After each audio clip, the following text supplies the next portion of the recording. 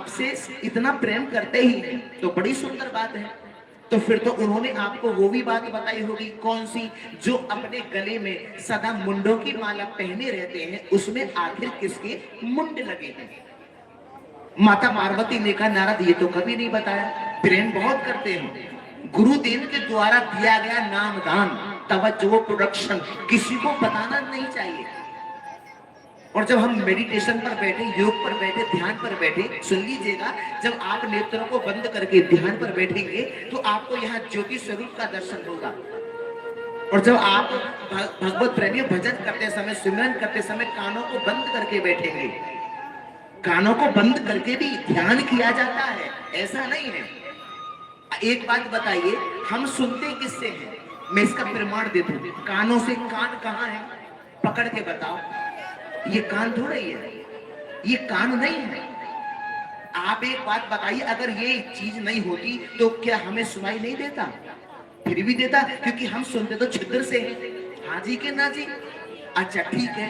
अच्छा, इसके पास में एक ये चीज और दी है, कान के छिद्र के पास में। आप जरा देखो, अपनी उंगली से देखो जरा एक बार चेक करके, ये क्या दिया है माता जी? हाँ पकड़ के देखो, ये है ना? ये नहीं, ये जो चीज है, इसका मतलब क्या है? ये क्यों दिया है? इसका अर्थ क्या है? ईश्वर ने ये क्यों दिया है? ये कान को बंद करने का ढक्कन है। क्या है? ढक्कन है। क्योंकि आप अगर कानों को ऐसे बंद करेंगे तो पूर्ण रूप में आपके कान बंद नहीं होते। इसीलिए इस पर अंगूठा रखिए और इस ढक्कन को दबाइए, कान बंद होगा। समझ गए? फिर क्या होगा?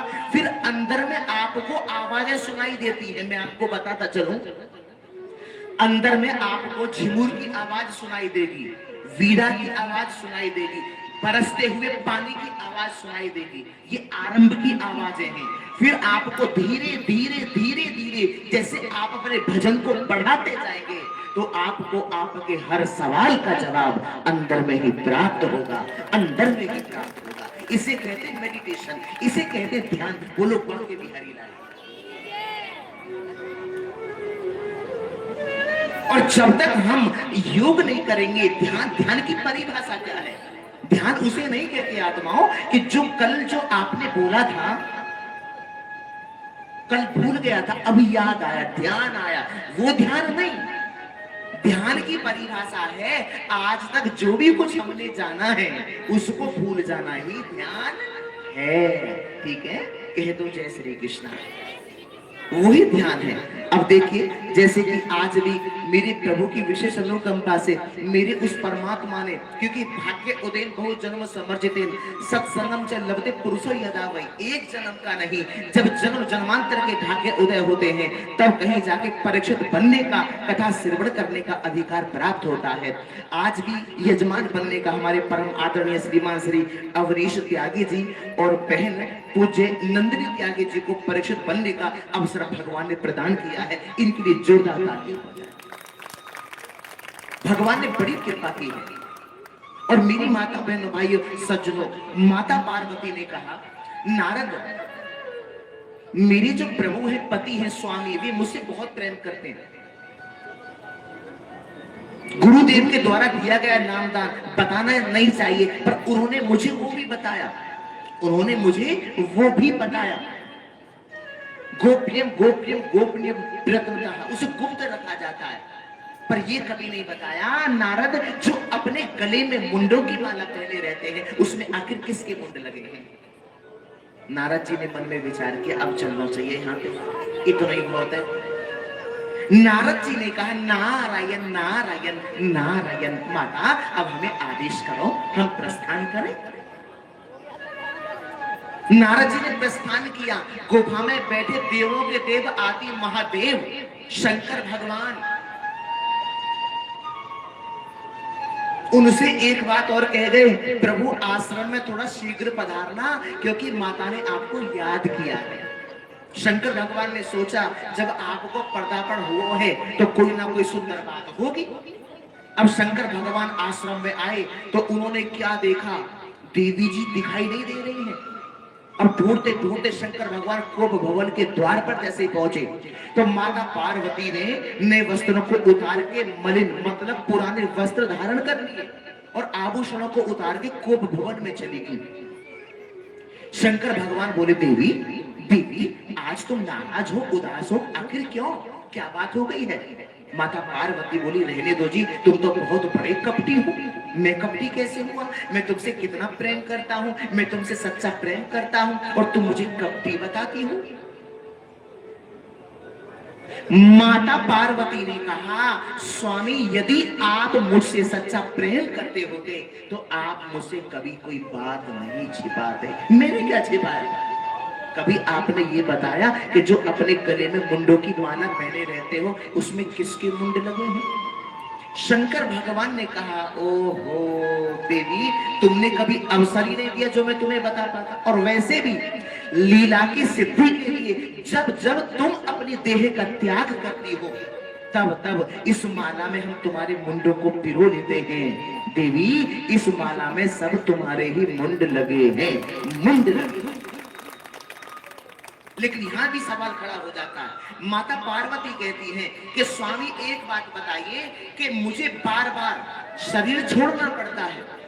अगर मैं यहां ये कहूं कि माता पार्वती ने कहा कि मुझे बार बार मरना पड़ता है तो ये गलत होगा, क्योंकि हम कभी मरते ही नहीं है, इसको भूलना नहीं है। आप कौन है? जोर से बोलो। आप आत्मा है, इसे भूल मत जाना।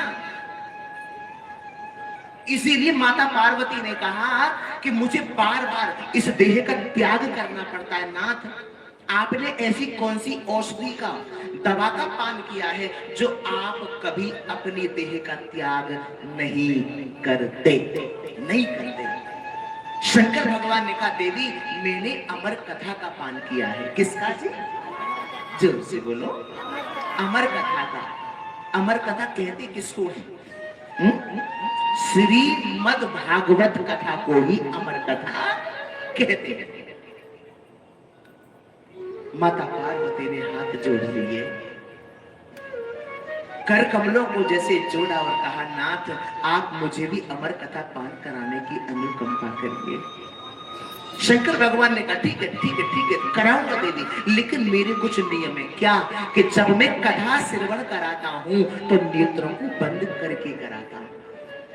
मुझे कैसे पता चलेगा देवी कि तुम कथा श्रवण कर भी रही हो या नहीं? हाँ, एक काम करना देवी, तुम हुंकारे देना। हाँ, शंकर भगवान माता पार्वती को ने थोड़ा ऊपर और ले गए, चारों तरफ देखा लेकिन कुछ भी नहीं है, किंतु एक पीछे एक पक्षड़ी का फूटा हुआ सजनो अंडा पड़ा है। नेत्रों को बंद किया शंकर भगवान ने।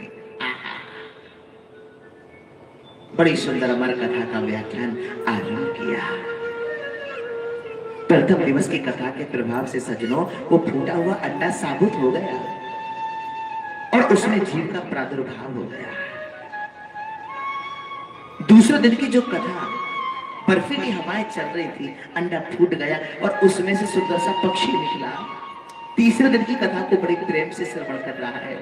चौथे दिन की जो कथा है, चतुर्थ दिवस की जो कथा है, वो भगवान कृष्ण के प्राकट्य की कथा है, जन्म महाउत्सव की कथा है। उसके बाद शंकर भगवान ने कहा, देवी जब उद्धव जी को पता चला, जब उद्धव जी को पता चला कि भगवान अपनी लीला को संपन्न करके अपने धाम जाना चाहते हैं, तो उद्धव जी ने भगवान से प्रश्न किया, हे प्रभु ज्ञान क्या है, वैराग्य क्या है और त्याग क्या है? हरि की कथा सुनाने वाले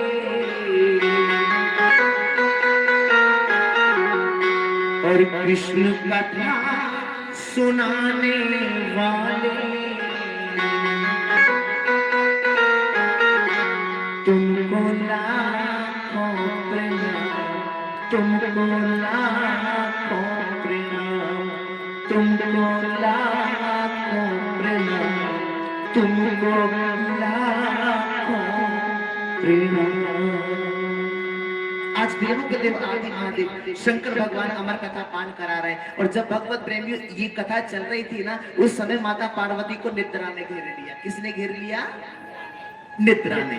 हमने कल कहा था ना कि निद्रा देवी भी कथा श्रवण करने के लिए आती है। जरा विचार करिए, हम आप कितने बड़भागी हैं, कितने सौभाग्यशाली हैं। रघुवर जी को जब प्रस्थान कर रहे थे ना मेरे प्रभु रघुवर जी, तो हनुमंत लाल जी से कहा चलो। बोले नहीं प्रभु जी क्षमा करना, मैं नहीं जाऊंगा। क्यों? क्यों? इसीलिए प्रभु क्योंकि वहां आप तो है पर वहां आपकी कथा नहीं है। वहां आप तो है लेकिन आपकी कथा नहीं है, और आपकी कथा के बिना मैं नहीं रह सकता। समझ गए? हाँ जी, बोलो हनुमंत लाल की। इसीलिए भगवत प्रेमियों भगवान की कथा। एक बात कहूं, आपने देखा होगा, सुना भी होगा, जब रेडियो आप लोग यूज करते थे, है ना, हम आप सभी, तो उस समय एक रेडियो पे चैनल आता था विविध भारती। आज भी आता है पर आपको रेडियो भी सुनता नहीं। तो उस पर एक कार्यक्रम आता था भूले बिसरे गीत। अगर कोई गाना, कोई सॉन्ग, कोई गीत अगर 10-20 वर्ष पुराना हो जाता था ना, वो भूले बिसरे गीतों में आ जाता था। एक बात बताओ, कभी आपने सुना है कि भूली बिसरी रामायण? कभी सुना है भूली बिसरी भागवत? कभी नहीं सुना। कितनी पुरानी है भागवत, कितनी पुरानी है राम कथा। भागवत कथाएं जितनी पुरानी है उतनी ही नई भी है। क्यों? यदि आप इनको ध्यान पूर्वक श्रवण करेंगे तो इनमें आपको आपके प्रत्येक सवाल का जवाब मिलेगा। जवाब मिलेगा। समझ गए? हाँ। और ये होता कब है? जब पूर्ण विश्वास के साथ कथा का आश्रय लें, श्रद्धा के साथ, विश्वास के साथ और समर्पण के साथ।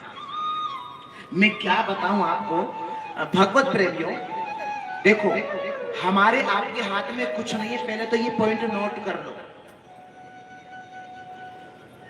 मैं सबसे पहले तो आप सभी माता बहन भाइयों से दोनों हाथ जोड़ के क्षमा याचना करता हूं यहां पर मेरे लेट पहुंचने के लिए। कह दो जय श्री कृष्ण। इसके लिए मुझे बड़ा खेद है। मैं क्षमा चाहता हूं कि मैं 1 घंटा लेट हुआ। कह दो जय श्री कृष्ण। मैं समय से निकला लेकिन वहां से लेके और लाल कुआं तक पूरा जाम था, ट्रैफिक था। और वो तो छोड़ो, जो रेलवे लाइन है ना, रेलवे फाटक, वहां से यहां तक कोई ट्रैफिक नहीं मिलता था। और वो भी छोड़िए, जब हम यहाँ कनौजा आए तो कनौजा में जब हमने प्रवेश किया, बाहर से हम निकले तो हमारे आगे एक गाड़ी आ गई, एसेंट। उसके आगे छोटो वारो हाथी। अब वो ऐसे चला गया जैसे साइकिल चल रही हो। अब ये तो छोड़ो, थोड़ी दूर चले तो एक कार खड़ी थी, वो फिर आगे हो गई, फिर आगे 4 गाड़ियां, जबकि हमें कुछ नहीं मिलता था, पूरा खाली रोड। क्योंकि ईश्वर को कुछ और ही मंजूर था। कह दो जय श्री कृष्ण। इसमें भी कल्याण छिपा है। आपको बुरा भी लग रहा होगा, आप गुस्सा भी कर रहे होंगे, लेकिन अगर सुन लीजिएगा, अगर हमारे मन में ये बात आती है तो इसका मतलब हम कथा श्रवण नहीं कर रहे। हमने कथा के प्रथम दिवस में बताया था कि ड्रामा में जो नूद है वही होगा। मैं लाख प्रयास कर लूं, आप लाख यत्न कर लीजिए, होगा वही जो राम रच रहा। कह दो जय श्री कृष्ण। वही होगा। इसलिए मैं चिंता क्यों करूं? मन का हो तो अच्छा है और ना हो तो बहुत अच्छा है, क्योंकि उसमें ईश्वर की मर्जी होती है। और ड्रामा कल्याणकारी होता है। हाँ जी के ना जी, सब कल्याणकारी, सब कल्याणकारी। और जबकि अगर हमें कुछ भी नहीं मिलता ना, हम बड़ी स्पीड से 20 मिनट पहले आ सकते थे।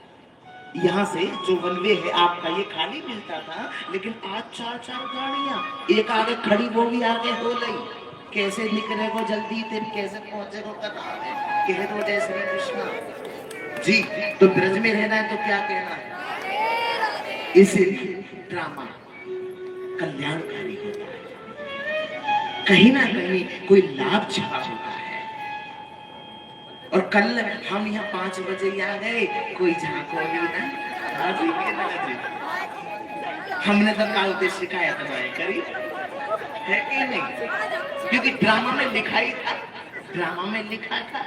अब वही बैठे बैठे रहे साहब का करे, नारियल वाला पानी पीते रहे, बनाओ सेहत, वाइटे चल रहे हम, बोलो बागे बिहारी लाल। हाँ जी, तो ब्रज में रहना है तो क्या कहना है, एक बार और कहेंगे।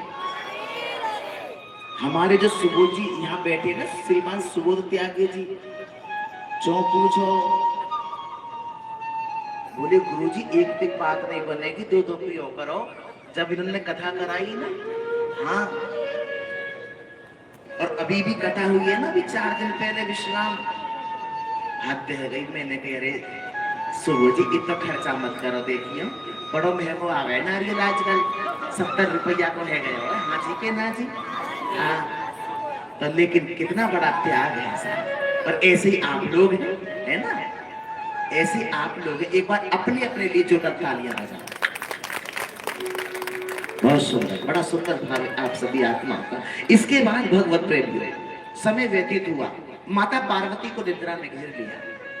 जैसे ही पूर्ण अमर कथा का विश्राम हुआ और शंकर भगवान ने जयकारा लगाया, बोलो बांके बिहारी लाल की, तुरंत माता पार्वती की निद्रा खुल गई। कहा स्वामी, फिर भगवान ने क्या कहा, क्या कहा? हाँ, अभी आप कह रहे थे ना कि उद्धव जी ने भगवान से प्रश्न किया कि प्रभु ज्ञान क्या है, वैराग्य क्या है और त्याग क्या है। शंकर बोले देवी कथा तो है भी गई, कथा है गई, हाँ, लेकिन स्वामी मुझे तो निद्रा में घेर लिया था। तो फिर हुंकारे कौन दे रहा था? क्योंकि जब निद्रा आई माता पार्वती को, वो सुना वो पक्षी ही माता पार्वती जैसे स्वर में हुंकारे देने लगा, क्योंकि माता को तो नींद आ गई। अगर हुंकारे बंद है जाए तो कथा बिना मना ले जाए। शंकर भगवान ने पीछे को मुड़ के देखा तो वो पक्षी हुंकारे दे रहा है। शंकर भगवान कहने लगे देवी इसने अमर कथा को पान किया है, इसमें मुझे कोई आपत्ति नहीं है, परंतु इसने पीछे बैठ के कथा को श्रवण किया है, जैसे ब्रह्म विद्या की चोरी की हो। इसीलिए भगवान की कथा ठीक व्यासपीठ के समक्ष बैठ के ही श्रवण करनी चाहिए। शंकर भगवान ने जैसे त्रिशूल उठाया भगवत प्रेमियों, तो सुबह आगे आगे, शंकर जी पीछे पीछे। जब कैलाश से नीचे आए तो बद्रीनाथ धाम पड़ता है, वहां पर महर्षि वेदव्यास जी की कुटिया है जिसका नाम सम्याप्रास है, और उससे नीचे गणेश गुफा है। अगर आप बद्रीनाथ गए हो तो, है कि नहीं सज्जनों? वहां पर जाकर के क्या हुआ कि विटका देवी जो कि महर्षि वेदव्यास जी की तन की पत्नी है, उनको उबासी आई, आहा, तो वो पक्षी मुख के द्वारा गर्भ में प्रवेश कर गया। शंकर भगवान को दिखे ही नहीं, समाधि लगा करके लिए बैठे। जब समय व्यतीत हुआ तो विटका देवी ने महर्षि वेदव्यास जी से कहा, स्वामी मेरे गर्भ से वेद मंत्रों का उच्चारण सा होता है। व्यास जी बोले देवी तुम्हारे गर्भ में ना जरूर कोई ज्ञानी पुरुष होगा। बात तो ठीक है स्वामी, लेकिन बाहर आने का नाम ही नहीं लेता। तो व्यास जी महाराज कहते बेटा बेटा बाहर आओ, बेटा बेटा बाहर आओ। तुम्हारी माँ को बड़ी तकलीफ होती है, बड़ा कष्ट होता है, तो आवाज आती है कि पिताजी मैं बाहर नहीं आऊंगा। क्यों क्यों नहीं आओगे? क्योंकि मुझे विष्णु की माया घेर लेगी। कहा कि बेटा तुम बाहर आओ, तुम पर विष्णु की माया का कोई असर नहीं होगा, असर नहीं होगा, बाहर आओ।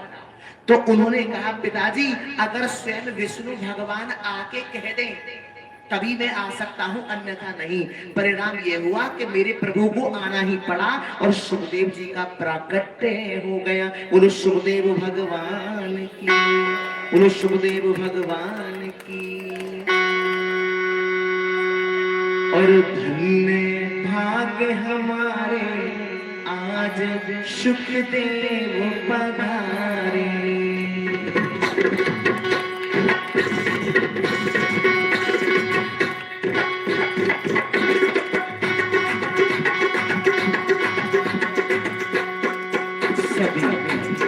साथ गाएंगे। हमारे आज सुख के पधारे, हमारे आज सुख के पधारे।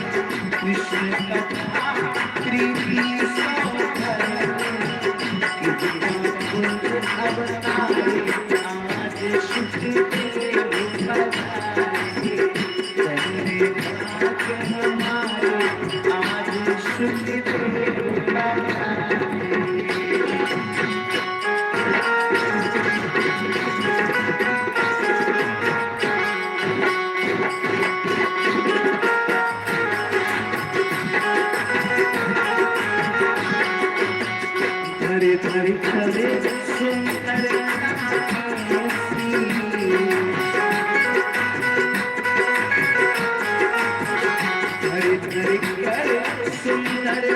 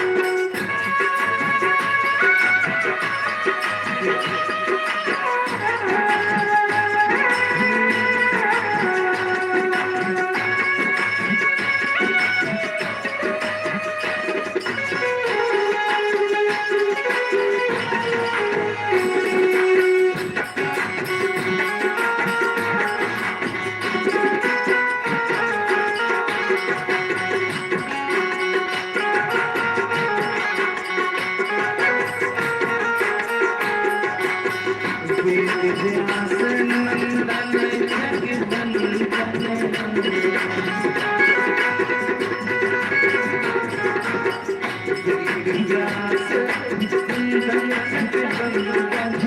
वेद व्यास नंदन जगवंदन लोक मुझे अभिमान निकंदन लोक मुझे अभिमान निकंदन गौरदास पदमारो आज सुखदेव पधारे धन्य भाग हमारे आज सुखदेव पधारे धन्य भाग हमारे आज सुखदेव पधारे।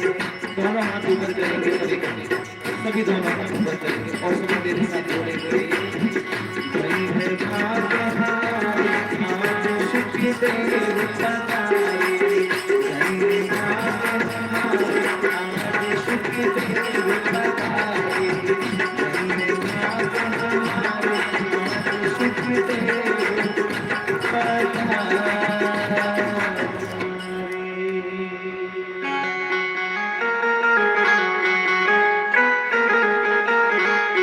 और कुंज भवन में करत कीर्तन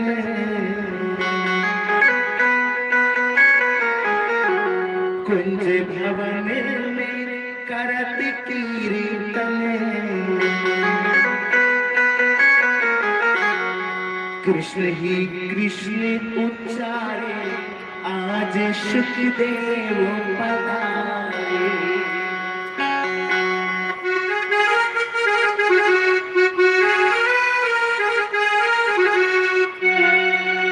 जग जीवों पर करुणा करने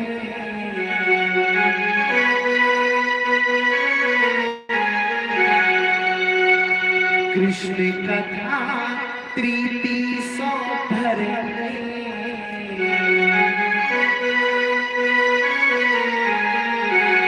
कृपा कुंज अवतारे आज सुखदेव पधारे धन्य भाग हमारे आज सुखदेव पधारे।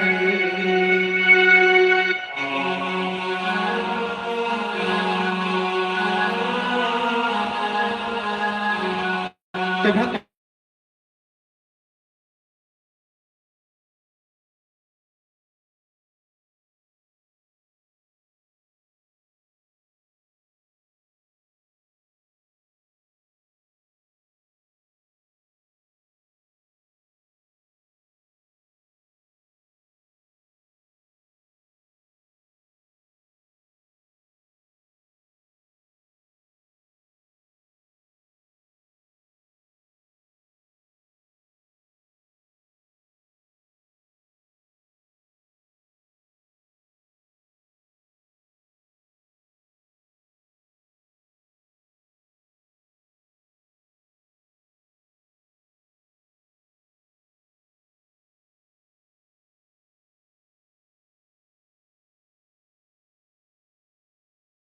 आप हमारी उदासी का कारण नहीं जानते।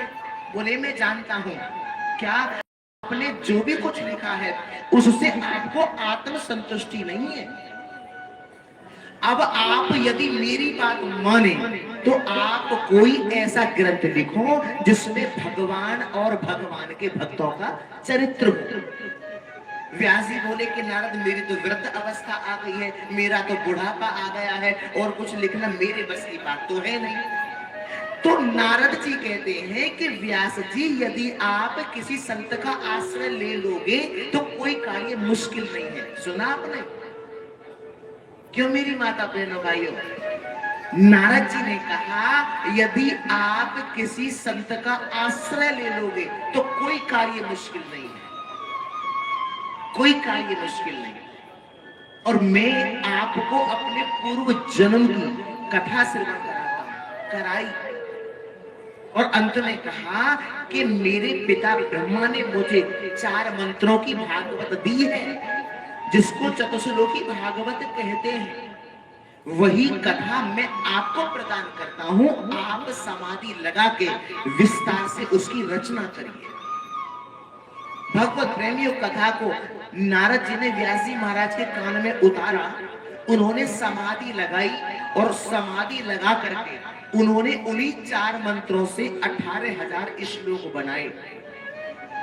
श्रीमद् भागवत ग्रंथ में 18,000 तो श्लोक है, 335 अध्याय हैं और 12 स्कंद हैं। बोलो श्रीमद् भागवत महापुराण रचना तो है। अब भागवत जी को कहने का अधिकारी कौन? जिसने काम और क्रोध को जीता हो। देखो 5 विकार हैं हमारे। कितने? 5 विकार। कौन कौन से? काम, क्रोध, मोह, लोभ और अहंकार। और ये जो काम है ये महाशत्रु है, समझ गए? और क्रोध भी छोटा मोटा दुश्मन नहीं है जी, निकम्मो।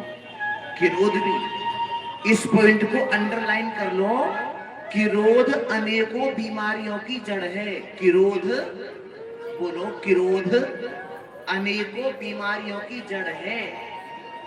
तो इसकी दवा क्या है? जब क्रोध अनेकों बीमारियों की जड़ है तो कोई दवा भी तो होगी महाराज। दवा तो बताओ, ऐसी कौन सी टेबलेट है, ऐसे कोई कैप्सूल हो तो बताओ, है ना? शांति। क्या? शांति। क्रोध अनेकों बीमारियों की जड़ है और शांति इसकी औषधि है। जहां विवाद हो, सुन लीजिएगा, बातें ना करो प्लीज। जहां विवाद हो, जहां बहस हो, जहां झगड़ा हो, वहां सबसे अच्छा साधन है मौन हो जाओ। क्या हो जाओ? मौन हो जाओ। कभी पप्पू के पापा को क्रोध आए तो पप्पू की मम्मी मौन है जाए, और कभी पप्पू की मम्मी को क्रोध आए तो पप्पू के पापा को मौन हो जाना चाहिए। मौन रहने से झगड़ा नहीं होता और परिश्रम करने से गरीबी नहीं रहती। माता जी, जो कम खावे, अगर स्वस्थ रहना है ना तो कम खाना शुरू करो, ठीक है? हाँ, हमारे पिताजी बड़ी सुंदर बात कहते थे। हमारे पिताजी कहते थे कि व्यक्ति खा के मर जाएगा लेकिन भूखा नहीं मरेगा। हमारे पिताजी कहते थे। और यहां तक कहा है कि जो कम खावे और कम खावे, जो, सुन लो, ये चीजें स्कूलों में नहीं मिलेंगी, याद रखना। जीवन निकल गया बातें करते करते। ये समय इतना कीमती है, इसका आप अंदाजा नहीं लगा सकते। और समय के पास इतना समय नहीं है कि वो आपको दोबारा समय दे सके। Listen to me first please, keep quiet. बातें ना करें, शांतिपूर्वक बैठेंगे। जो कम खावे और कम खावे, वाके घर पुलिस वैद ना आवे। अब चुनाव आपके हाथ। यदि कोई भी आपसे क्रोध में 2 शब्द कह दे तो समझदारी किसमें है? तुरंत जवाब देने में नहीं है। ये कहो, अभी मेरे पास समय नहीं है, मैं व्यस्त हूं, मुझे बहुत काम करने हैं, समय मिलने पर मैं तुमसे बात अवश्य करूंगा। फिर उसका मन बदल जाएगा, उसका मन चेंज हो जाएगा। यदि आपने, आपकी क्वालिफिकेशन कुछ भी सही, यदि आपको जीवन जीने की कला नहीं आई, सिर्फ मैथमेटिक्स में ट्रिग्नोमेट्री पढ़ने से बात नहीं बनेगी, केवल सनसाइन में आर्किमिडीज का सिद्धांत पढ़ लेने से बात नहीं बनेगी। जीवन जीने की कला आनी चाहिए साहब। किससे कैसे बात करनी है, ये बहुत बड़ी कला है। कह दो जय श्री कृष्ण। राम और रावण दोनों का पहला अक्षर रा है, राशि तुला बनती है, लेकिन एक दानव है और एक भगवान है।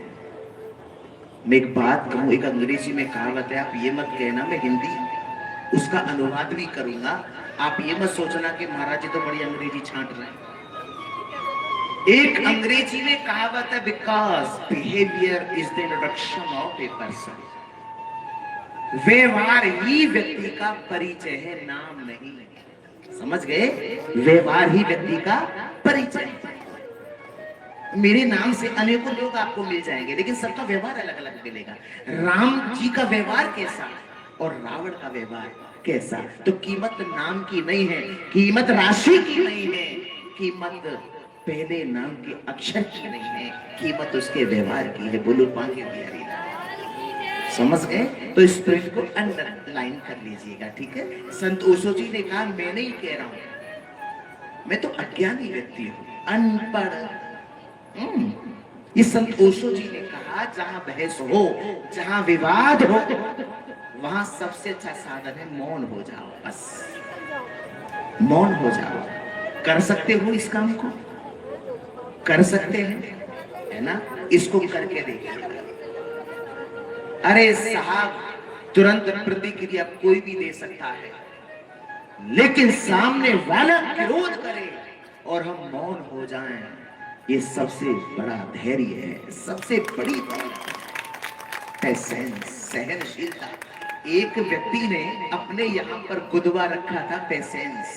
सुन लीजिएगा, उसे बहुत क्रोध आता था। उसने दिखाया, बोले गुरुजी मैंने अपनी वहां पे भी पेशेंस लिखवा रखा है, मतलब सहनशीलता, धैर्य। और सुनो, इस पॉइंट को भी अंडरलाइन कर लो, जो 10 मिनट धैर्य नहीं रख सकता वो जीवन में कुछ भी नहीं कर सकता। जो केवल 10 मिनट धैर्य नहीं रख सकता वो जीवन में कुछ नहीं कर सकता। अगर आपने धैर्य रख लिया तो आप चलनी में, आटा छानने वाली चलनी में भी पानी ले जा सकते हो। मालूम है कैसे ले जा सकते हो? नहीं। कौन कौन ले जा सकते हैं? चलनी में माता जी ले जा सकते हैं। कैसे ले जा सकते हैं? कैसे ले जा सकते हैं बताइए? आटा छानने वाली चलनी में, चाय छानने वाली चलनी में भी आप पानी ले जा सकते हैं। कैसे? नहीं। फिर तो नीचे पात्र लगा दिया ना आपने, वो भी नहीं लगाना, उसको हटा देना। अब सुनो, आटा क्यों लगाओगे? फिर चलनी किस बात की रहे? अगर नीचे आटा लगा तो फिर चलनी किस बात की? सुनिएगा, ध्यान देखिए। देखो सुनो, आपको एक बर्तन लेना है। क्या लेना है? बर्तन ले लिया, उसमें चलनी को डाल दो, डाल दी, उसमें पानी भर दो, ठीक है? भर दिया। अब आप इसको फ्रीजर में रखो। किसमें? और तब तक धैर्य रखो जब तक वो पानी बर्फ में ना बदल जाए। अब सुन लीजिए, है ना? उसके बाद जब बर्फ बन जाए तो उसे निकाल लो, नीचे जो बर्तन लगाया तो उसको हटा दो और केवल चलनी को पकड़ के नरेंद्र जी के घर से और धर्मवीर जी के घर तक ले जाओ। कह दो जय श्री कृष्ण। समझ गए? तालियों में दम नहीं लग रहा है आज, अच्छी बात है। ठाकुर जी के लिए तो यहाँ क्या काम आया मेरी माता बहनों भाइयों? धैर्य। समझ गए? धैर्य, धैर्यवान बनिए। तुम्हारी सो कथा श्रवण करने वाले धैर्यवान बने ना बने, लेकिन यहाँ कहते कहते कहते कहते जो निकम्मो धैर्यवान रूपी बीज मेरे अंदर ही पैदा हो गया। बिहारी तुम्हारी सो कितने लोग हालांकि ऐसे हैं जो ये कहते हैं कि गुरुजी हमने जब से कथा श्रवण की हमारा जीवन बदल गया। ये है भागवत कथा। जीना सिखाती है, जीते जी मरना सिखा देती है। हाँ, राम कथा जीना कैसे सिखाती है? विराट काल उठ के रघुना था, मात पिता गुरु ना वही माता। लेट जाते थे राम जी चरणों में माता पिता के। हैं आजकल के बच्चे झुकना नहीं जानते, घुटने स्पर्श करते नहीं। जब ऐसा करें तो सीधा बोलो बेटा नीचे लेट जाए ईमानदारी से। हाँ, जब हम सिखाएंगे तभी तो सीखेंगे। और सुनो, जो बच्चे यहाँ बैठे हैं जो बड़ों का आदर करते हैं उनकी 4 चीजें बढ़ जाती हैं। यहाँ बेटियां हैं पर बेटियों को चरणों का स्पर्श नहीं करना चाहिए, बेटियों के चरणों का स्पर्श करना चाहिए, पिता को। तो जो बच्चे बड़ों का सम्मान करते हैं, उनके चरणों का स्पर्श करते हैं, उनकी 4 चीजें बढ़ जाती हैं। आयुर्विद्या यशो बलम, आयु बढ़ती है, विद्या बढ़ती है, यश बढ़ता है और बल बढ़ता है। समझे? कौन नहीं चाहता पढ़ाना? तो ब्रज में रहना है तो क्या कहना है? जोर से बोलो एक बार।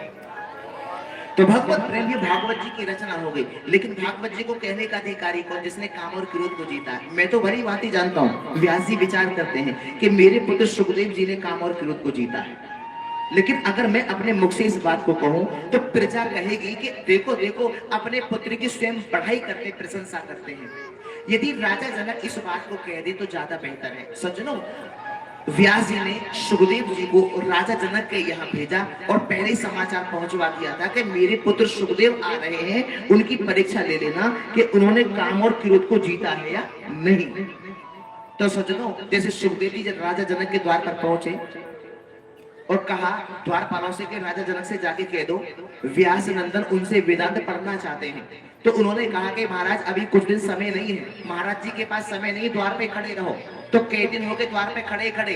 भगवत प्रेमियों, राजा जनक ने कहा कि जाओ जाकर के देखो, यदि सुखदेव जी के चेहरे पे जरा भी क्रोध नाम की मुद्रा हो तो उन्हें वापस कर दो। भाई आप किसी के द्वार पर जाओ, कोई कह दे अभी द्वार पे खड़े रहो, तो आप क्या करेंगे? क्रोध में आ जाएंगे या नहीं?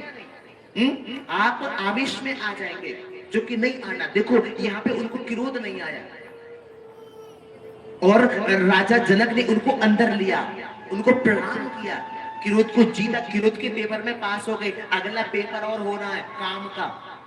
2 पेपर है ये, क्रोध वाले पेपर में पास हो गए, अब काम का पेपर है। आंगन में बिठा दिया सुखदेव जी महाराज को, चारों तरफ सुंदरियां बैठ गई, एक तो आलिंगित करके ही बैठ गई, एक और कोई चवर डुला रही है, कोई पंखा चल रही है। लेकिन परिणाम ये हुआ भगवत प्रेमियों कि सुखदेव जी महाराज के चेहरे पे जरा भी काम का विकार नहीं आया और राजा जनक ने पूरी प्रजा में समाचार पहुंचवा दिया कि व्यास नंदन सुखदेव जी महाराज ने काम और क्रोध को जीत लिया है, जीत लिया। पूरी प्रजा में समाचार पहुंच गया। स्वयं राजा जनक चरणों में लेट गए थे सज्जनों, लेट गए थे और कहा था कि क्षमा करना महात्मन, मैं आपको बड़ा क्या वेदांत पढ़ा सकता हूं? ये तो आपके पिताजी का आदेश था महाराज, सो मैंने किया। भला मैं आपको क्या वेदांत पढ़ा सकता हूं? दोनों पेपरों में पास हो गए। हाँ, और आपके जीवन में भी पेपर आते हैं, समझे? हमारे आपके जीवन में रोज पेपर आते हैं, प्रत्येक दिन। किसी ने कुछ कह दिया, पेपर समझ लेना, हाँ जी के ना जी। कैसे को टेलीफोन आ गया, पेपर है, तो पेपर को कैसे देते हैं, पेपर को कैसे हल करते हैं? पहले पढ़ते हैं ढंग से, हाँ जी के ना जी। और उसमें कई बार तो यहाँ तक आता है कि प्रथम प्रश्न करना अनिवार्य है। आता या नहीं? है ना? आप तो बहुत पढ़े लिखे, आपको तो बहुत अच्छे से पता होगा, आता है या नहीं? और पहले हम अच्छे से प्रत्येक प्रश्न को पढ़ते हैं और तब जाके उत्तर देते हैं, हाँ जी के ना जी। तो हमें भी क्या करना है? कोई भी चीज हमारे सामने आ जाए, समझ लो पेपर आया है, और पेपर को ढंग से पढ़ के ही जवाब देना चाहिए, चाहिए। ये मैं नहीं कह रहा हूं, परमात्मा ने कहा है, मैं नहीं कह रहा हूं। ईश्वर कहते हैं, वो परमात्मा कहता है कि पेपर आते थे, पेपर आ रहे हैं और पेपर जीवन भर आएंगे, जीवन भर पेपर आएंगे। और जब हम समझ लेंगे कि पेपर है तो हम घबराएंगे नहीं, चिंता नहीं करेंगे। चिंता चिता समान है, बांट सके ना कोई, जामन में चिंता बसी, वह कैसे सुख से सोए। इसके बाद बंधुओं, सुख जी महाराज कहते हैं कि शौनकादिक ऋषियों, पूरी प्रजा में समाचार पहुंच गया। अब इसके बाद में भगवत प्रेमियों स्वयं आचार्य सुखदेव जी का वापस आगमन हुआ, मार्ग में समाधि लगा के बैठ गए। जैसे ही बैठे तो भगवत प्रेमियों व्यास जी महाराज ने अपने शिष्यों को बुलाया और बुला के कहा कि जहां भी मेरे पुत्र सुखदेव निर्गुण समाधि में बैठे हैं, वहां जाकर के तुम इन मंत्रों का गान करना। भगवत प्रेमियों जैसे ही वहां जाकर के भगवत प्रेमियों उन्होंने कहा, बड़ी सुंदर बात कही। इस श्लोक में भगवान कृष्ण की सुंदरता का वर्णन है। कहा कि वरहा पीडम नटवपुः कर्णयो कर्णिकारं विप्रदवासः कनक कपीशम् वैजयन्ती च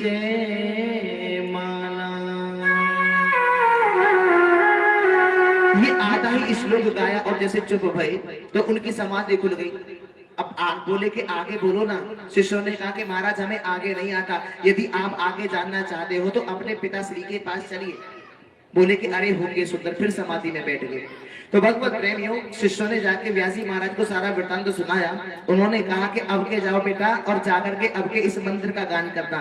तो इस मंत्र में भगवान कन्हैया की दयालुता का वर्णन है, करुणा का वर्णन है। कहा कि अहोवक्यम स्तन काल कूटम दुधांसया पायदा पे साधवी लेवे गतिम दात्र चिताम ततोन्यम कमवादयालुम शरणं भजेम। अहोवक्य में स्तन काल को तुम्हारे देखो तो इस राक्षस को, इस पूतना को भगवान को मारने हेतु आई है। अपने स्तनों पे विष लगा के, जहर लगा के, और भगवान की करुणा देखिए। जिस माता यशोदा ने भगवान कृष्ण का लालन पालन किया, उस माता यशोदा को माँ की गति मिलेगी बाद में, और भगवान ने पूतना को माता यशोदा से भी पहले माँ की गति प्रदान कर दी। सुखदेव जी महाराज कहने लगे अरे भाई आगे बोलो ना, इतने बड़े परम दयालु ये प्रभु श्री कृष्ण आखिर कहाँ रहते हैं?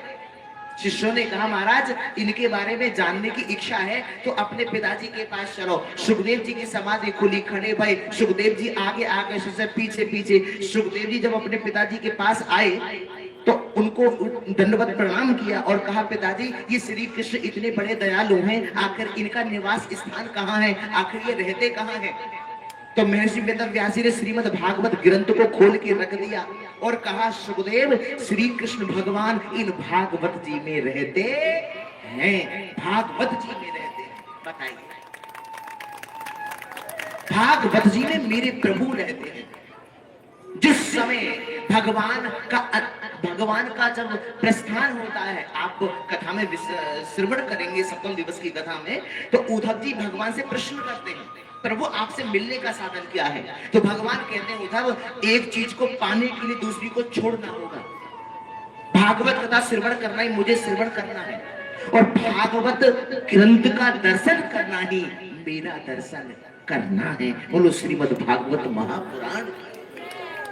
सुखदेव जी को भागवत जी का अध्ययन कराया, दिगंबर कथा नहीं कह सकता बंधुओं, इसलिए 4 ऊपर की कॉपी ने उनको पहनाई। और जब राजा परीक्षित को ब्राह्मण श्राप हुआ कि जिसने भी मेरे पिता के गले में मरा हुआ सर्प डाला है, आज से 7वें दिन तक्षक के डसने से उसकी मृत्यु हो जाए।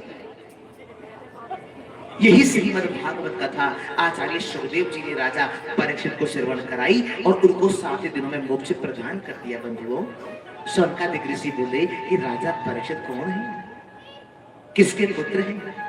सूत जी महाराज कहने लगे वैसे में राजा परीक्षित की कथा श्रवण कराना आवश्यक तो नहीं समझता, लेकिन अवश्य श्रवण कराऊंगा। भगवत प्रेमी उनको कथा श्रवण कराने लगे।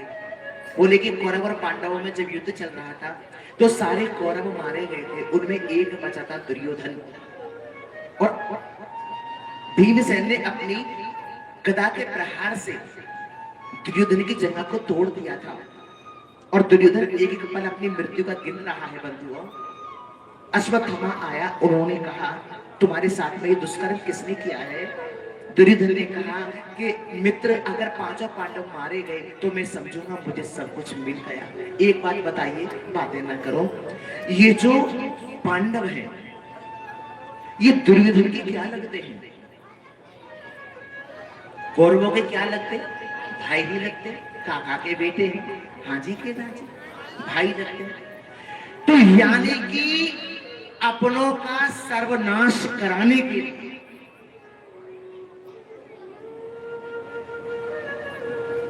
अश्वत्थामा से सलाह ले रहे सरकार, और कह रहे कि अगर 5 पांडव मारे गए तो मैं समझूंगा मुझे सब कुछ मिल गया।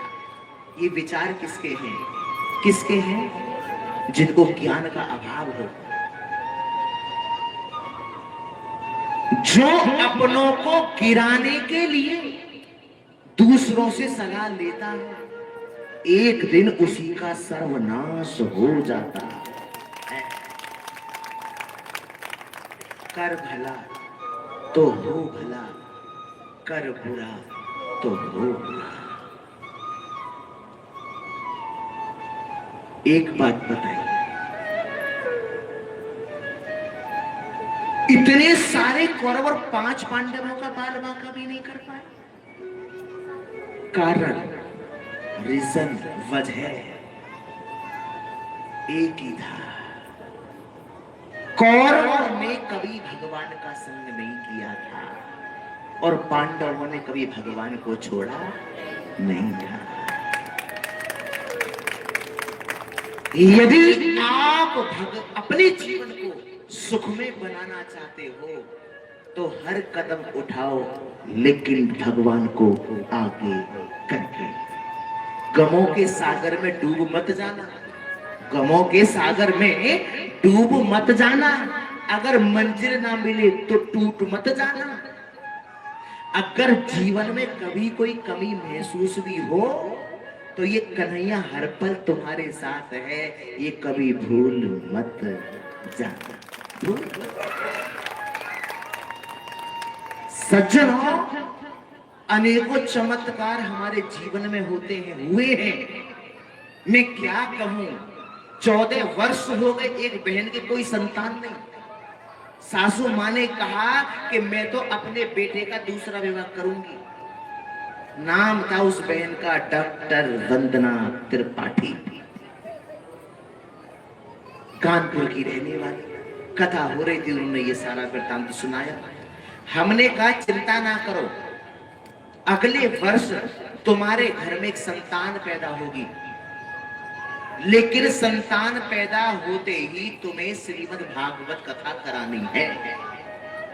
अब मेरे गोविंद ने कृष्ण जन्माष्टमी के दिन रात्रि के ठीक 12 बजे कानपुर में कोई गोविंद मैटरनिटी सेंटर है, उसमें उस बहन ने एक बच्चे को जन्म दिया। 14 वर्ष। एक तो ऐसे व्यक्ति जिनका नाम दिलीप शर्मा, 115 नोएडा सेक्टर में रहते हैं। भगवत प्रेमियों, 12 वर्षों से कोई संतान नहीं हुई। उन्होंने कहा कि गुरुजी, लोग तो इच्छा पूरी होने के बाद कथा करवाते हैं, मैं तो पहले ही कथा करवाऊंगा। हमने कहा फिर तो ठाकुर जी अगर आप इच्छा पूरी भी नहीं करेंगे ना तो उनको करनी पड़ेगी, क्योंकि भगवान बंध जाएंगे। तो उसकी डेट होती थी प्रत्येक वर्ष 20 सितंबर। उसने 1 साल कथा कराई, फिर अगले वर्ष 20 सितंबर को कथा कराई। जब तीसरी बार कथा हो रही थी तो उसकी तनकी पत्नी ने एक साथ 2 बच्चों को जन्म दिया, एक बेटा और एक बेटी। 12 वर्षों के बाद। बोलो किसकी कृपा? भागवत जी की। आपके नोएडा में एक सलारपुर पड़ता है, वहां कथा का आयोजन हुआ। बेबी पब्लिक स्कूल के ओनर मास्टर आलोक जी, उन्होंने कहा गुरुजी, श्रीमद् भागवत कथा से व्यासपीठ से जिन जिन माता बहनों की गोद भरी गई, मेरे ठाकुर जी ने उन सबको एक एक पुत्र प्रदान किया। बोलो बांके बिहारी लाल। उनमें उनकी एक सगी छोटी बहन हुई है। तो ब्रज में रहना है तो क्या कहना। ये बात मैं आपको किसी नहीं कह रहा हूं, ये कहने का मेरा अर्थ सिर्फ एक ही है कि श्रीमद् भागवत ग्रंथ की कथा की अपार महिमा है, अपार महिमा है। ये मैं विश्वास आपको दिलाता हूं, गारंटी है।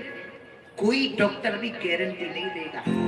ध्यान रखना, तन के रोगों को कोई वैद्य ठीक कर सकता है, लेकिन मन के रोग को किसी डॉक्टर के पास दवा नहीं के ठीक कर सके। कह दो जैसे किसी वैद्य के पास दवा नहीं है जो मन के रोग को ठीक कर सके, वो केवल भगवान की शरण में है ना। तो ब्रज में रहना है तो क्या कहना है।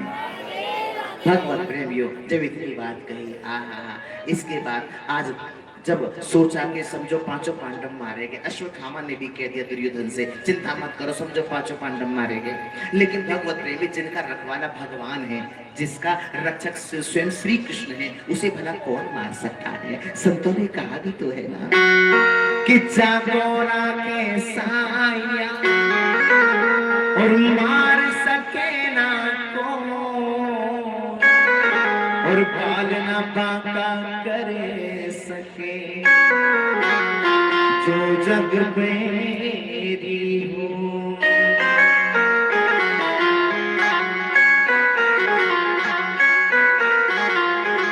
तो जागो राके साइया मार सके ना कोई, और पालना बांका कर सके जो जग वेरी होए। जिसका रखवाला स्वयं कृष्ण है, वो जगत का मालिक है, उसे कौन भला कौन मार सकता है। आज तान के दुपट्टा पांचों पांडव सो रहे हैं, भगवान कन्हैया छड़ी लेकर उनकी रक्षा कर रहे हैं। रात्रि में अर्जुन की आंखें खुलती हैं, केशव तुम सोए नहीं? भगवान ने कहा तुम्हें नींद आ रही है? तो अर्जुन ने कहा कि केशव, जब अपने जीवन की बागडोर हमने आपके हाथों में सौंप दी तो हम तो सोएंगे। चिंता किसे है रहती है? चिंता किसको बनी रहती है? जिसको भगवान पे विश्वास नहीं होता। हाँ जी के ना जी? देखो, आप रोज मंदिर जाओ, बुरा मत मानियो, रोज वृंदावन जाओ, अगर चिंता आपके मन में है तो वो चिंता नहीं करेगा। वो चिंता कब करता है? जब आप चिंता छोड़ देते हैं।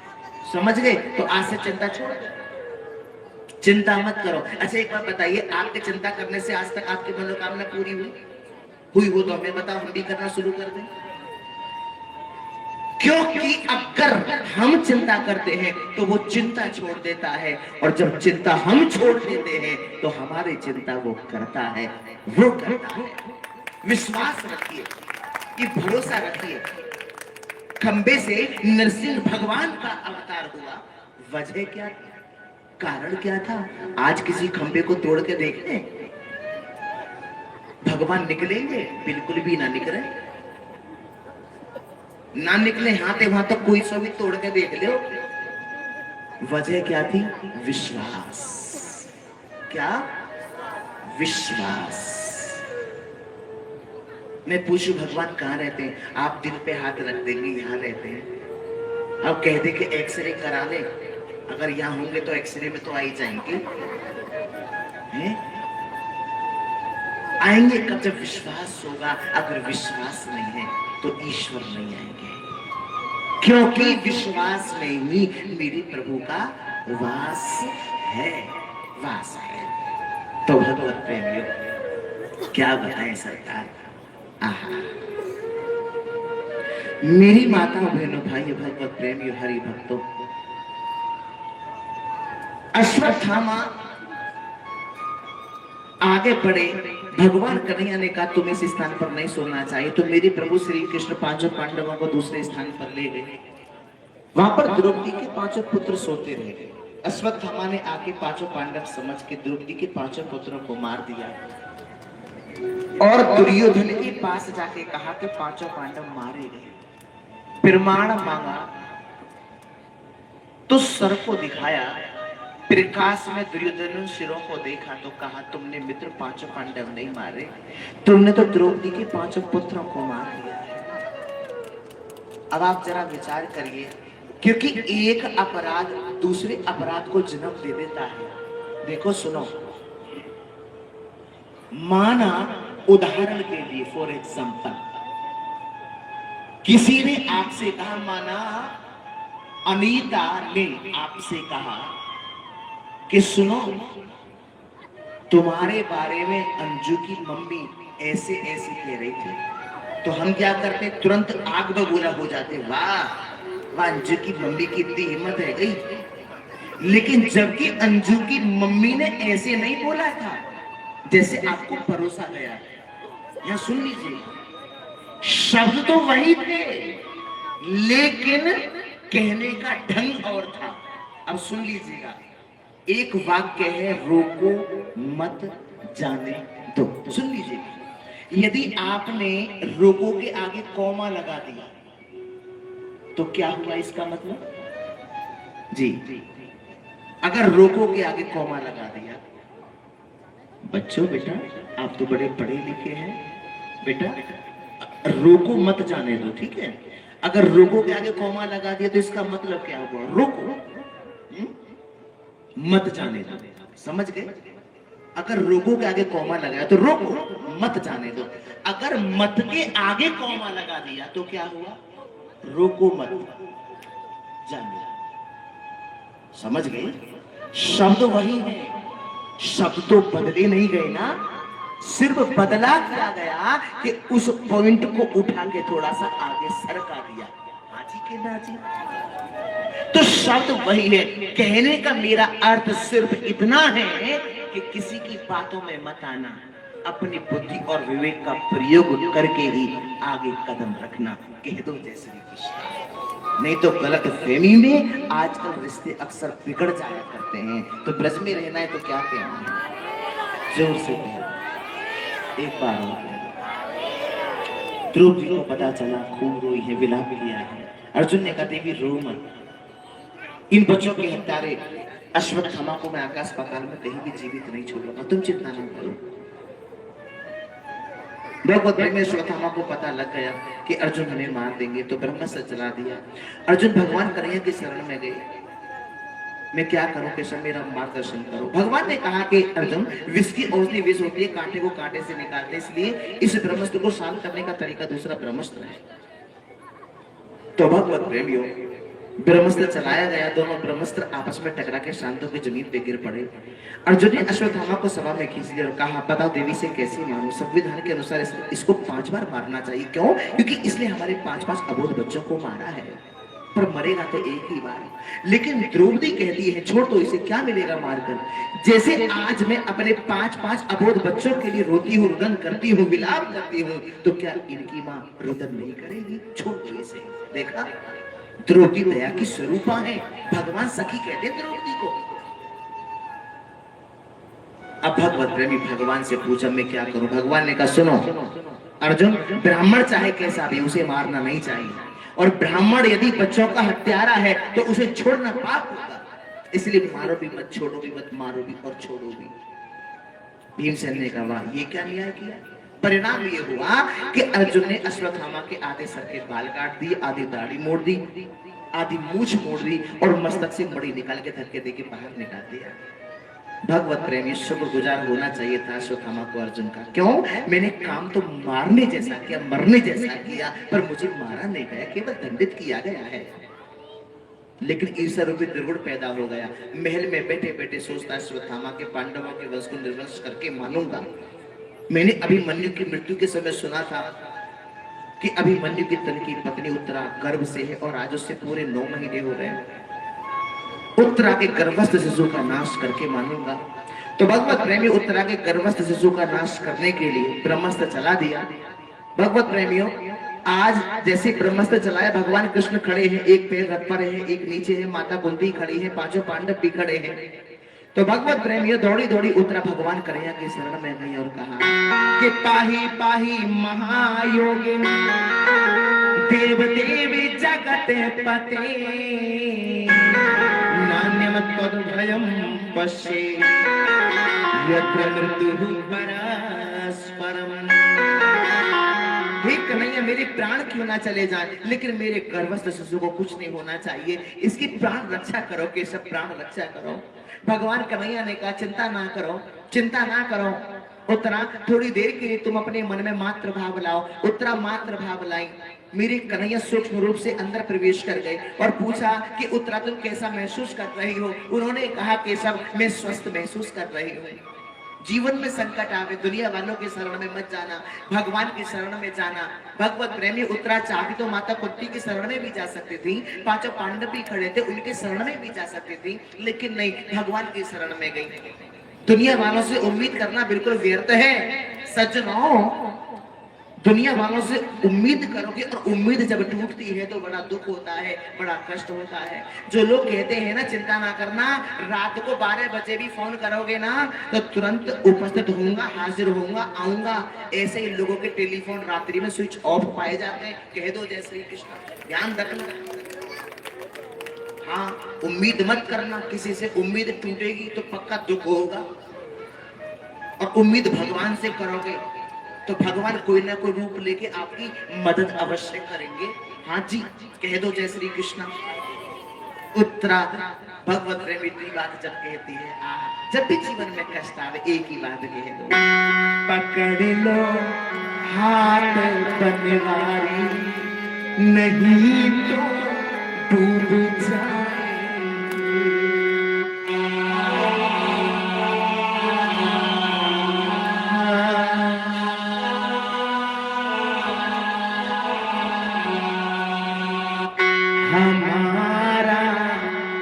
कुछ ना बिगड़ेगा हमारा, कुछ ना बिगड़ेगा, तुम्हारी लाज जाएगी।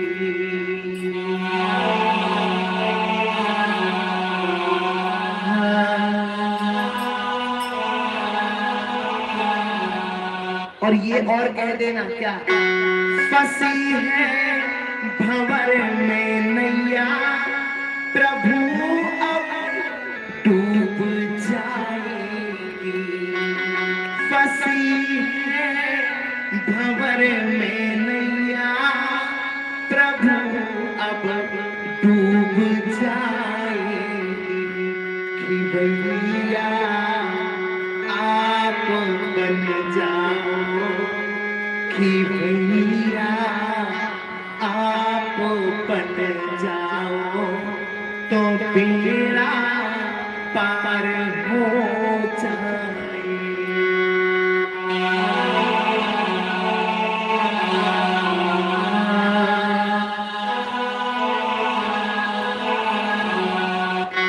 पकड़ लो हाथ बनवारी, नहीं तो डूब जाएंगे।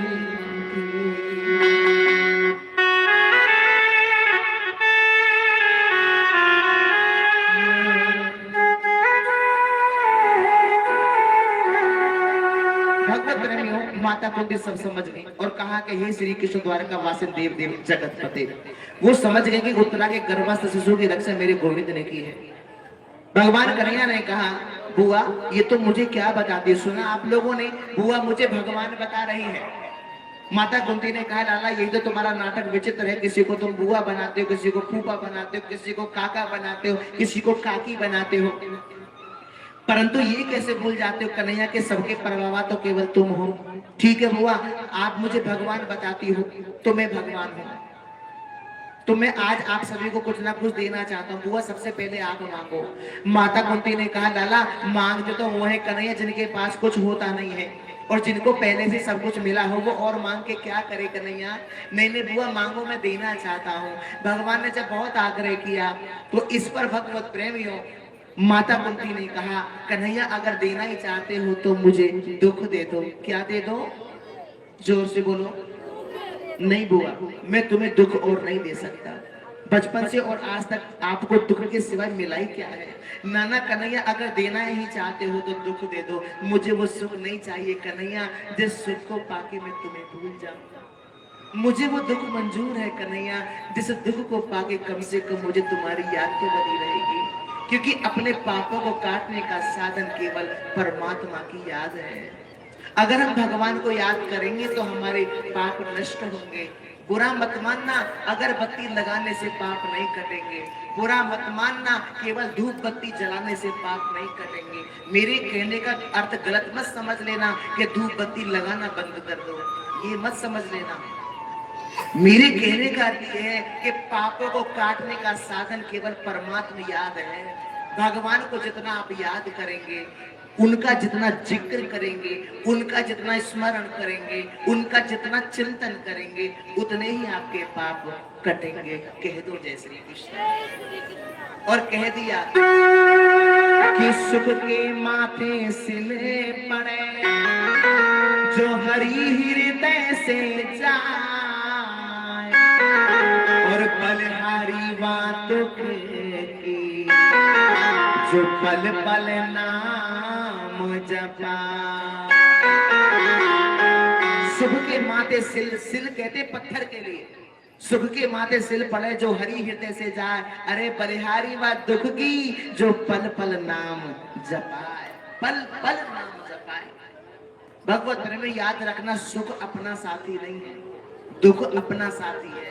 सुख तो आता है और चला जाता है। हाजी के ना जी, इस पॉइंट को नोट कर लियो। हाँ, जे निकम्मो सुख अपनो साथी नहीं है, ये आता फिर चला जाता है, लेकिन दुख अपना साथी है कि आने के बाद कभी जाने का नाम ही नहीं लेता। ध्यान रखना जी हाँ। और एक ही बात कह दो, ध्यान रखना, सुख भी मुझे प्यारे हैं, दुख भी मुझे प्यारे हैं, छोड़ू मैं किसे भगवान, दोनों ही तुम्हारे हैं। दुख में तड़पो मती, सुख में फूलो मती, पिराण जाए लेकिन कृष्ण को भूलो मती। लगे रहो, एक दिन आपका नंबर जरूर आएगा। भगवत प्रेमियों, मंजिल मिल ही जाएगी भटकते भटकते, मंजिल मिल ही जाएगी भटकते भटकते। गुमराह तो वो है जो घर से निकले ही नहीं, निकले कह दो जैसे कृष्ण। समय व्यतीत हुआ, सज्जनों उत्तरा ने उसी बच्चे को जन्म दिया, पुत्र पैदा हुआ, नामकरण हुआ तो नाम परीक्षित रखा गया। बोलो परीक्षित महाराज की। और भगवत प्रेमी परीक्षित महाराज बाल्यावस्था में ही पांडव लोग उनको राजगद्दी पे अभिषिक्त करके चले गए।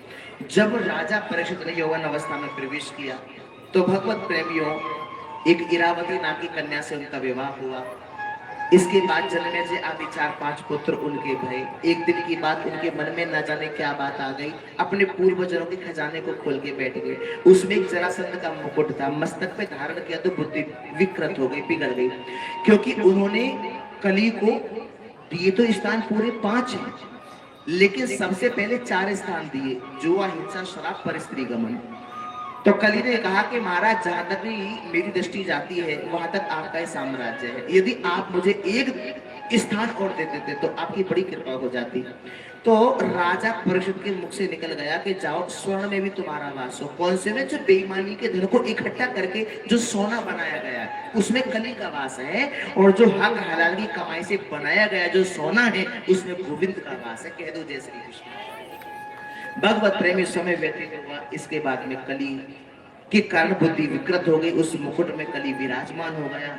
अब भगवत प्रेमियों इस कारण हुआ क्या कि राजा परीक्षित ने शमीक ऋषि के गले में मरा हुआ सर्प डाल दिया। श्रृंगी ने उनको श्राप दिया कि जिसने भी मेरे पिता के गले में मरा हुआ सर्प डाला है आज से 7 बजे तक्षक के डसने से उसकी मृत्यु हो जाएगी। शमीक ऋषि को पता चला, समाधि खोली, अरे मेरे गले में मरा हुआ सर्प किसने डाला? तो श्रृंगी ने सारा वृतांत सुनाया कि राजा परीक्षित ने आपके साथ में पिताश्री ये दुष्कर्म किया है। तो उन्होंने कहा बेटा लेकिन तुमने क्रोध क्यों किया? राजा परीक्षित ऐसे नहीं है, तुमने अपनी विद्या का दुरुपयोग किया है उनको श्राप दे करके। अब शमीक ऋषि ने अपने शिष्यों को बुलाया और जाके कहा कि जाओ राजा परीक्षित के पास जाओ और जाके उनसे कह दो उनके पास केवल 7 ही दिन है, अगर वे कोई 7 दिनों में अपनी मुक्ति का उपाय कर ले तो कर ले, जाके उनसे कह दो। उनके पास समाचार पहुंचा, राजा परीक्षित की आंखें भर आई कि मैंने एक संत का अपमान किया। जब मुकुट को नीचे उतारा ना तो सब कुछ ध्यान आने लगा, मैंने एक संत का अपमान कर दिया, एक ब्राह्मण का तिरस्कार कर दिया, मुझसे अपराध बन गया, मुझसे गलती बन गई, मैं क्या करूं? तो भगवत प्रेमियों वो कहने लगे कि उन्होंने अच्छा नहीं किया, श्राप दिया ये तो ठीक किया, मैंने एक संत का अपमान किया है, उन्होंने मुझे 7 दिन का समय दे कैसे दिया, ऐसी कृपा कर कैसे दी?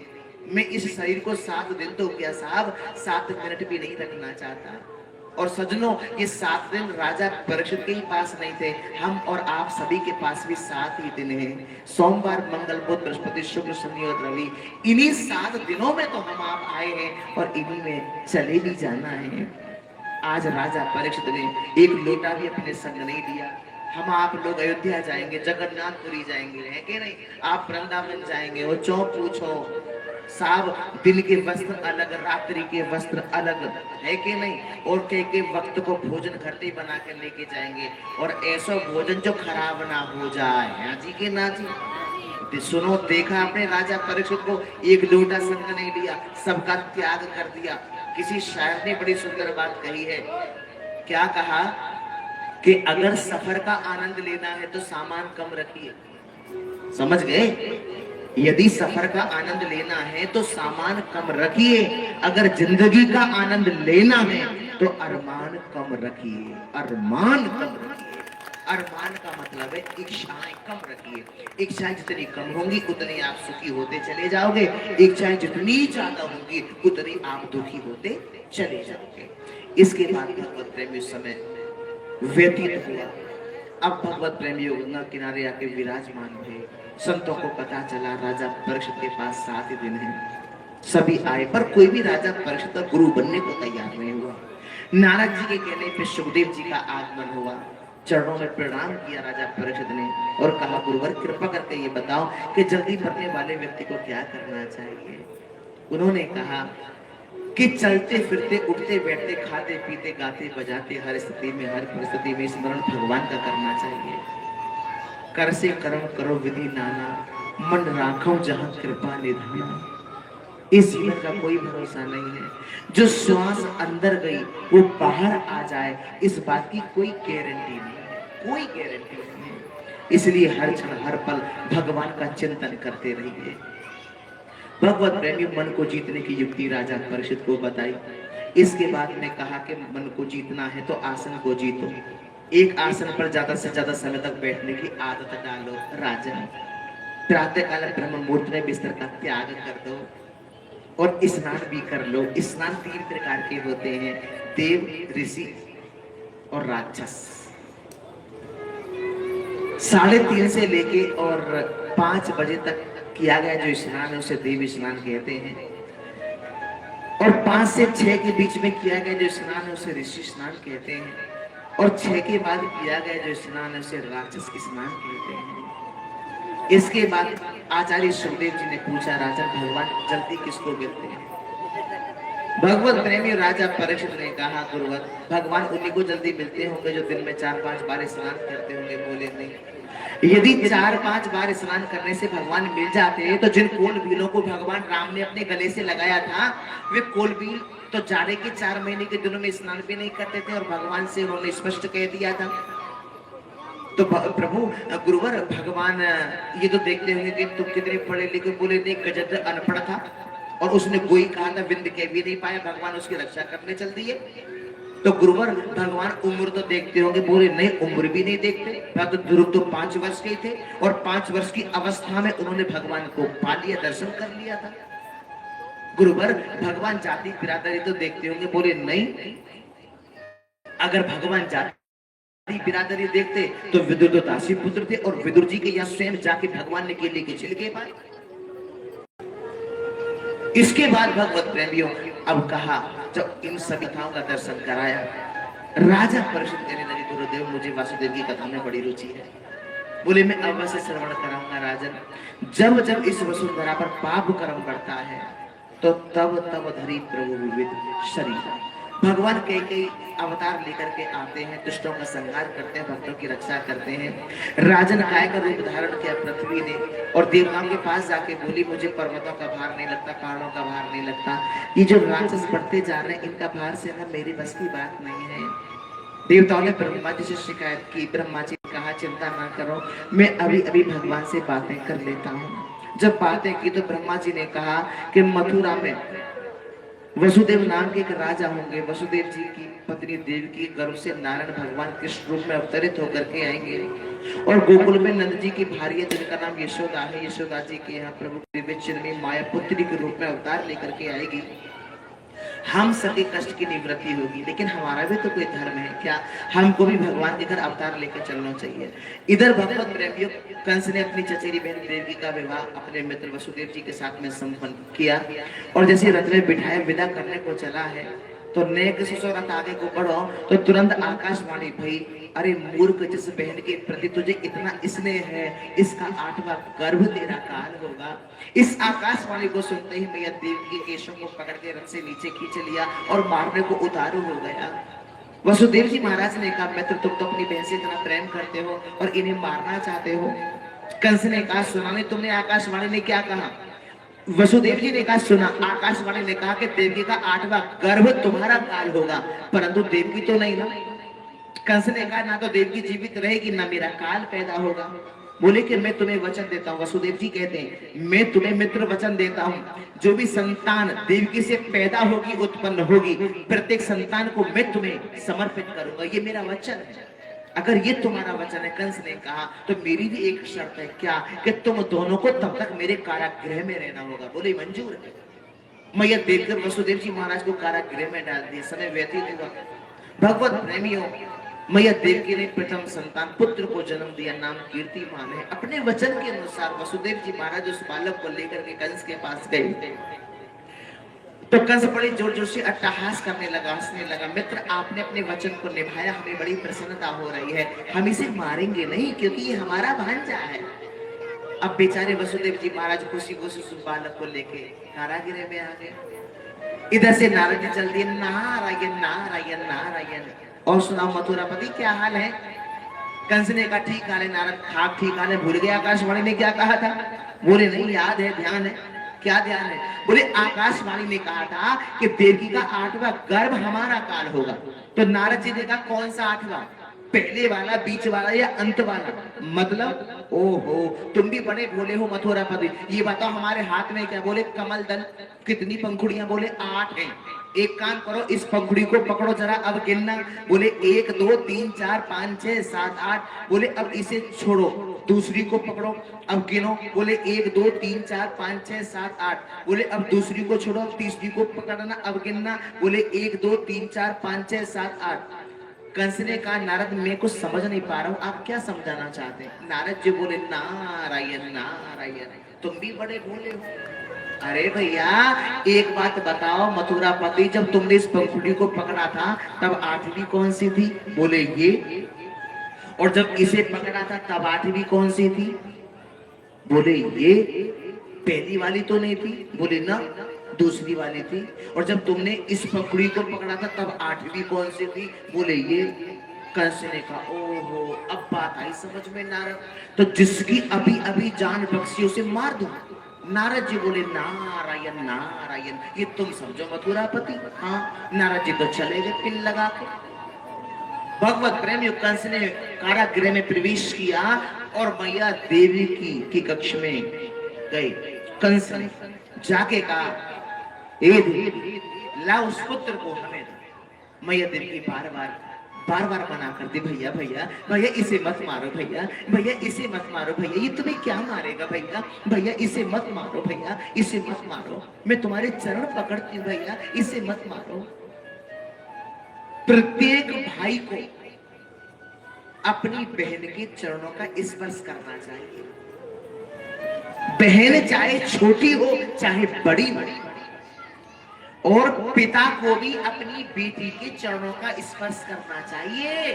यहां तक कहा है कि जो पिता अपनी बेटी को पास में बिठा के, वो चाहे एक गिलास ही क्यों ना ग्रहण कर ले, जो बेटी अपने पिता के साथ में बैठ के 1-2 गिलास उस थाली से ग्रहण करती है, पिता के जीवन में आने वाले संकट हमेशा के लिए टल जाते हैं।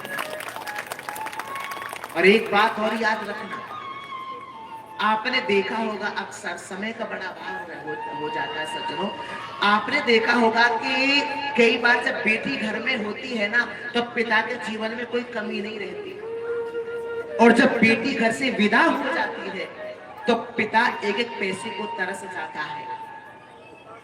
बेटी के विदा होने पर भी पिता के घर में कभी कोई धन की कमी ना आवे, उसके लिए एक बात याद रखना, जब बेटी का रिश्ता पक्का हो जाए तो बेटी को तुरंत 2 चांदी की पायल बनवा के पहनवा दो, और जब बेटी घर से विदा तो बेटी से 1 पायल आप ले लो और 1 पायल उसे दे दो, क्योंकि बेटी ससुराल वहीं के आभूषण पहन के जाएगी, हाजी के ना। तो 1 पायल आप ले लो, 1 उसे दे दो, ना तो उस घर में कभी धन की कमी आएगी जिस घर में आपकी बेटी जा रही है, ना किसी पिता के घर में कभी धन की कमी आएगी जिस घर में बेटी का जन्म हुआ, कभी कमी नहीं है।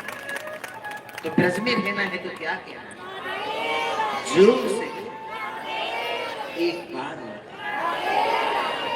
मैं जब भी घर से बाहर जाता हूं, मेरी 11 वर्ष की बेटी है, सुन लीजिएगा, मैं बेटी के चरणों का स्पर्श करके आता हूं। मैं कहता हूं बेटी आशीर्वाद दो, मैं चलूं। मेरी बेटी दोनों हाथ मेरे सर पे रखती है, और कई बार मैं भोजन करने बैठूं तो अगर उसने भोजन भी कर लिया तो भी मैं 1 गिलास उसको स्वयं खिला देता हूं, कह दो जैसे। ये बेटियां कोई साधारण बेटियां नहीं है, ये साक्षात लक्ष्मी है, तुम्हारी सो साक्षात लक्ष्मी है। और कभी बेटियों पर हाथ मत छोड़ना, खासकर पिता को तो भूल के भी बेटी पर हाथ नहीं छोड़ना चाहिए। जो पिता बेटी पर हाथ छोड़ दे उस पिता का जीवन नरक बन जाता है, याद रखना। और बहन को बेटी को जितना भी हो दिया करो, बहन बेटी को देने से कम नहीं होता। पर एक बात याद रखना, बहन और बेटी के ससुराल से कभी एक पैसा मत ले लेना, नहीं तो जीवन बर्बाद हो जाएगा। कह दो जय श्री कृष्ण। आप आगे कथा में विस्तार से श्रवण करेंगे इन चीजों को, ठीक है। तो ब्रज में रहना है तो क्या कहना, एक बार और तो दुष्ट कंस ने एक बात नहीं सुनी और मैया देव की गोद से उस बालक को छीन करके वहीं पटक के मार दिया। 6 पुत्रों को मारा। 7वीं संतान जब मैया देवी के गर्भ में आती है तो भगवान को चिंता होती है। भगवान ने माया को बुलाया और कहा, जाओ मैया देवी के गर्भ में जो 7वीं संतान है वो हमारे शेषनाग लक्ष्मण जी, उनको वहां से निकाल के माता रोहिणी के गर्भ में स्थापित कर। ऐसा ही हुआ। अब आकाश में सभी देवतागण टकटकी लगा के देख रहे हैं और भगवान की स्तुति कर रहे हैं, प्रभु शीघ्रता से आओ, भगवान शीघ्रता से आओ। क्योंकि इस वसुंधरा पर दुष्टों का बोलबाला हो गया है भगवान, राक्षसों की संख्या बढ़ती जा रही है। भगवान उनका संहार करो और अपने भक्तों पर रक्षा करो, भगवान शीघ्रता से आओ। ख्याल को किसी आहट की आस रहती है, निगाहों को किसी सूरत की प्यास रहती है। यूं तेरे बिन कुछ कमी तो नहीं कन्हैया, लेकिन तेरे बिन ये जिंदगी उदास लगती है, उदास लगती है। और ये उदास जिंदगी आज तुम्हारा आवाहन करती है, आवाहन करती है। आइएगा हम भी भगवान का प्रतिपादन करें, स्तुति करें। झांकी को केवल 5 मिनट रोक के रखेंगे, झांकी को केवल 5 मिनट रोक के रखेंगे, है ना। अभी जब तक ना कहा जाए लेके मत आइएगा, आप रेडी करना शुरू कर सकते हैं। आइए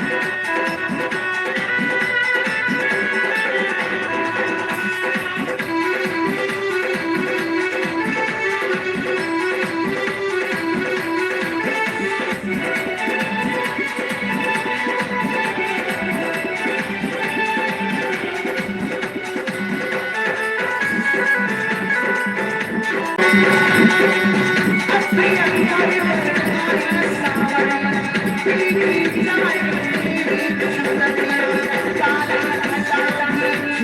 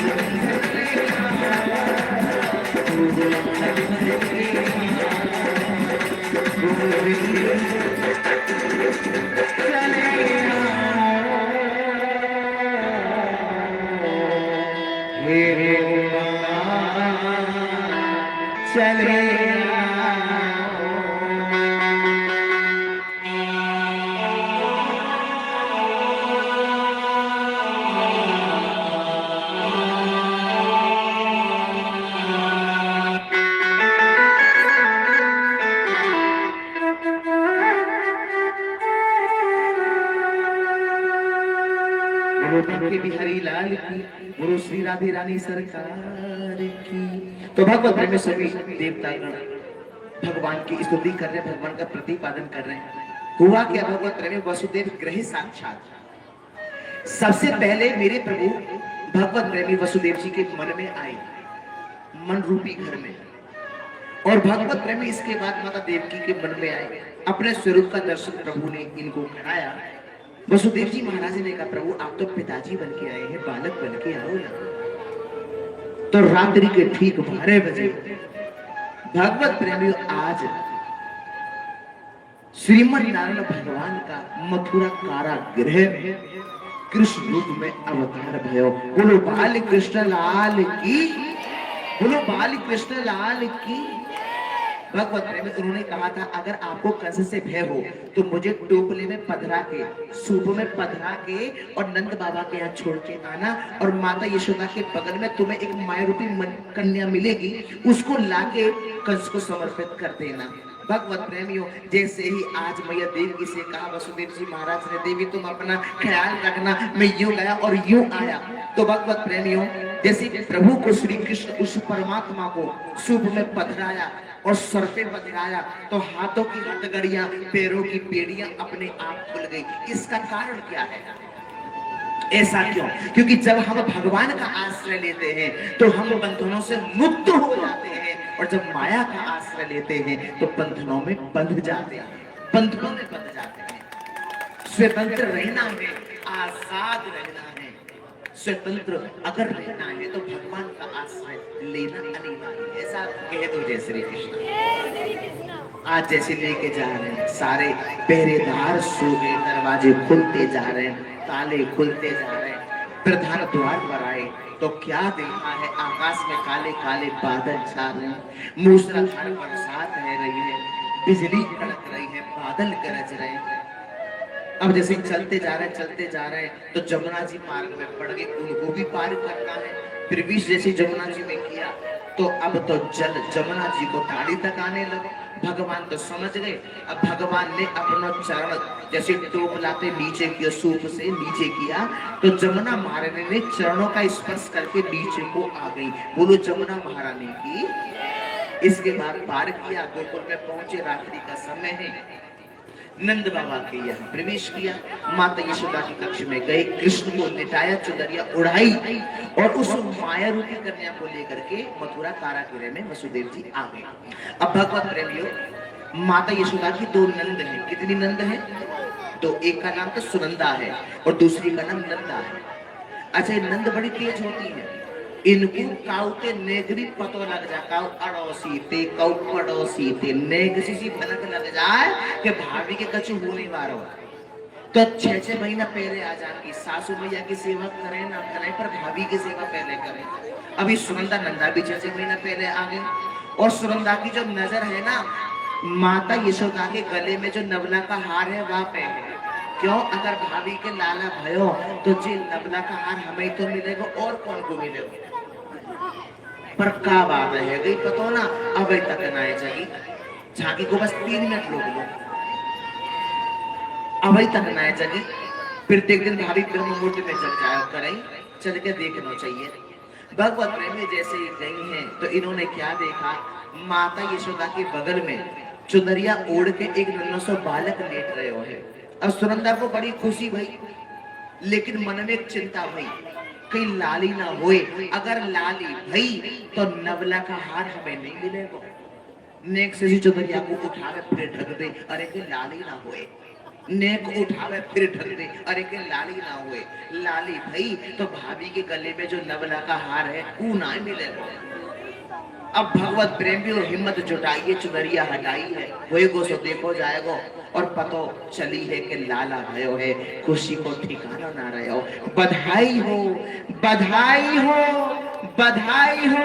अब तो इतना कहती कहती सुनंदा दौड़ी दौड़ी गौशाला में गई। अब गौशाला में नंद बाबा महाराजा पर है, अभय नाय भयो, अभय नाय भयो, अभय नाय भयो, अभय नाय भयो, अभय नाय भयो, नंद बाबा।